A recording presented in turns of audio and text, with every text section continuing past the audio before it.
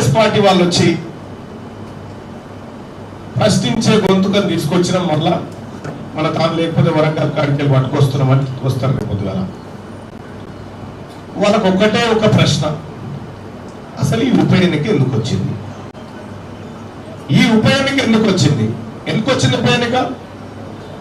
6 సంవత్సరాల కాలానికి పట్టభద్రులకు అండగా నిలబడమని పల్లా రాజేశ్వరరెడ్డి గారికి ఓటు వేసి గెలిపిస్తే దానికి కొన్ని బోగస్ ఓట్లు కూడా యాడ్ చేసుకుంటే గెలిచిండు.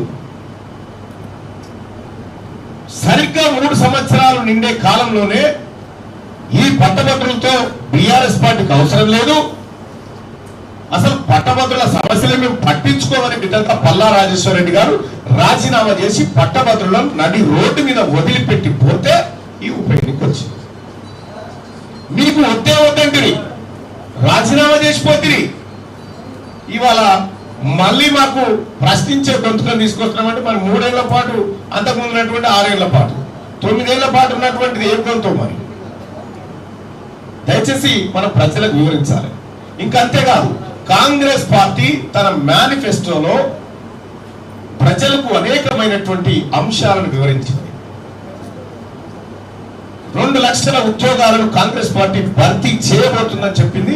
తక్షణంగా భర్తీ చేయడానికి కాంగ్రెస్ పార్టీ కట్టుబడింది. ఇప్పటికే అనేకమైనటువంటి ఉద్యోగాల విషయంలో కాంగ్రెస్ పార్టీ ముందుకు పోతా ఉంది. ప్రభుత్వం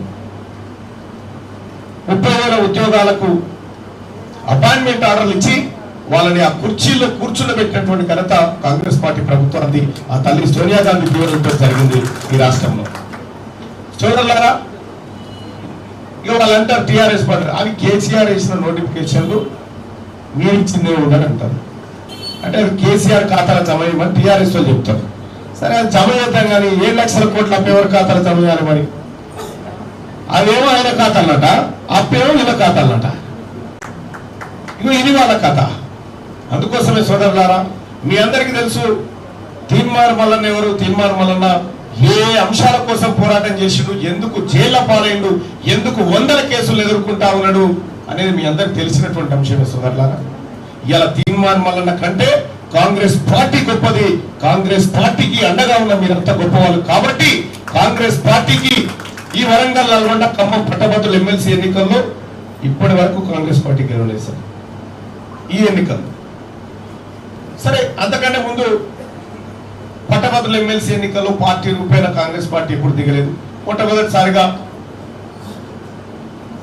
ఉత్తమ్ సాబ్ పిసిసి అయినటువంటి కొత్తలోనే ఆ రోజు నాకు ఎమ్మెల్సీ అవకాశం ఇవ్వడం జరిగింది. ఆ తర్వాత కాంగ్రెస్ పార్టీ పరంపర కొనసాగిస్తూ ఉంది. ఇలా 34 అసెంబ్లీ నియోజకవర్గాలు కలిపితే ఈ గ్రాడ్యుయేట్ ఎమ్మెల్సీ ఒకటి.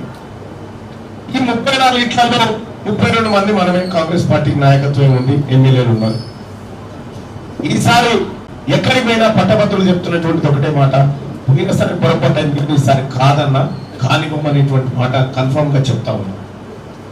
తోడుగా కాంగ్రెస్ పార్టీ బలమైన క్యాడర్ కింది స్థాయిలో ఇవాళ కాంగ్రెస్ పార్టీ ఇక్కడ జెండా ఎగరవేయాలని కోరుకుంటా ఉన్నారు. కాబట్టి మన విజయం సునాయాసమని చాలా మంది చెప్పినప్పటికీ కూడా ఎక్కడ నిర్లక్ష్యం వహించకుండా ప్రతి ఓటర్ను టచ్ చేసి మనం ఓటు అడగడం మన ధర్మం, ఓటును అభ్యర్థించడం మన లక్ష్యం.